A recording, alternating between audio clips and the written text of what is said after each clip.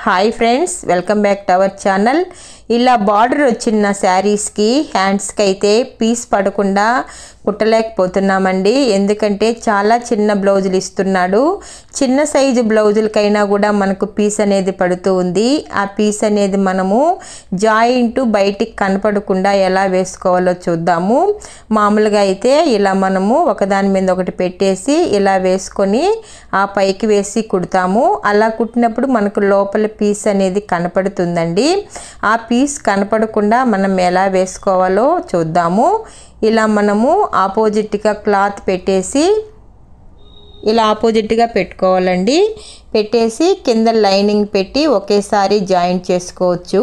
లేదు మేము అలా వేయలేము మన క్లాత్ జారిపోతుంది అనుకుంటే ఇప్పుడు పై క్లాత్ అనేది ఒకసారి కుట్టేసి కింద లైనింగ్ నేను ఎలా పెట్టానో అలా పెట్టి కూడా కుట్టేసుకోవచ్చు ఇలా మనము రెండు ఒకసారైనా కూడా కుట్టేసుకోవచ్చు ఇలా కుట్టుకోవచ్చండి ఇప్పుడు దీనిపైన ఇంకో కుట్టు వేసుకుందాము జారిపోకుండా మూడు సమానంగా పెట్టి కుట్టుకోవాలి లేదు సెపరేట్ గా అయినా మీరు కుట్టుకోవచ్చు ఇప్పుడు దీన్ని మడిచి దీనిపైన కుట్టు అయినా వేసుకోవచ్చు లేదంటే కుట్టు లేకుండా అయినా వేసుకోవచ్చండి దీని కింద కూడా మనకు జాయింట్ కనపడకుండా వేసుకోవాలి అంటే ఆ రెండు ఒకేసారి పట్టుకొని ఇలా జాయింట్ వేసుకొని తిప్పేసుకున్నామంటే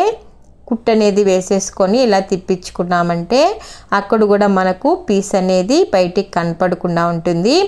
అలా కనపడకపోయినా మనం మడిచైనా కుట్టేసుకోవచ్చు ఎందుకంటే హ్యాండ్ అంత దూరం మనకు జాయింట్ అనేది రాదు కాబట్టి